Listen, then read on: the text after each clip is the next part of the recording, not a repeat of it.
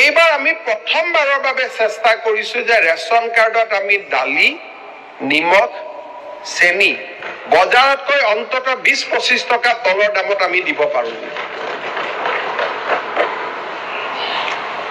বিত্তমন্ত্ৰী ডাঙৰীয়ানীক মই অনুৰোধ কৰিছো যে আপুনি এইবিলাক কথাত বাজেট বনাওতে ইউ এক্সামিন।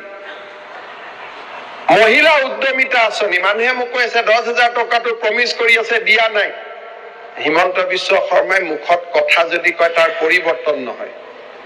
আমি 10,000 ৰাখিব খোজা নাই। 27 লাখ মহিলাক এই বছৰ 10,000, অহা বছৰ 25,000, তাৰ পিছত আমি 50,000লৈকে লৈ যাব খুজিছো, যাতে আমি সঁচা অৰ্থত লাখপতি বাইদেউ আমি নিৰ্মাণ কৰিব পাৰো। 1 এপ্ৰিলৰ পৰা বিহালীত কেতিয়া দিব? 1 এপ্ৰিলৰ পৰা বিহালীত আমি তাক আৰম্ভ কৰিম। আপোনাৰ তাত দেৰি কৰি দিম।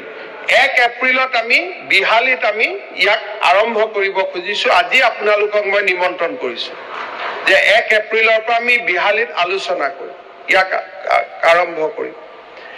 আজি প্ৰথমবাৰৰ বাবে 3টা বছৰ APDCLত কণ্টিনিউৱাছ প্ৰফিট হোৱাৰ পিছত এইবাৰ আমি 1 মে'ৰ পৰা বা 1 এপ্ৰিলৰ পৰা ইলেক্ট্ৰিচিটিৰ দামো অন্তত 1 টকা, পৰৱৰ্তী সময়ত আৰু 50 পইচা আমি লাহে লাহে এতিয়া কমোৱাৰ প্ৰক্ৰিয়া আৰম্ভ কৰিব খুজিছো।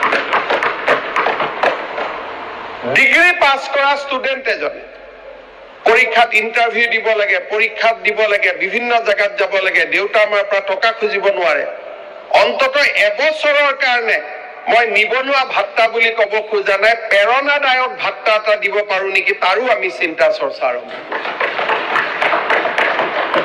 কৰিছো। বৃদ্ধ পেঞ্চনটো 250 টকা হৈ আছে। বৃদ্ধ পেঞ্চনে অন্তত 3,000 মান টকা কৰিব পাৰিলে ভাল লাগে। বৃদ্ধ পেঞ্চনটো অসমত বৃদ্ধ পেঞ্চন, বিধৱা পেঞ্চনৰ মানুহসকলক আমি অৰুণোদয়লৈকে কনভাৰ্ট কৰি আছো।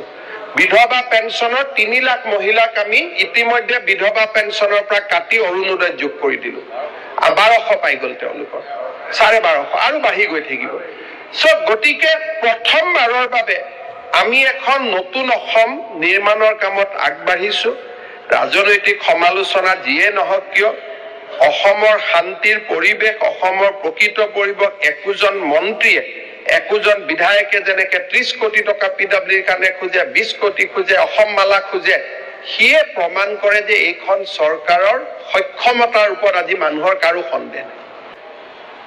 আজি সক্ষমতাৰ ওপৰত কাৰো সন্দেহ নাই যে কৰিব খুজিলে ই বেটাই কৰিব পাৰে।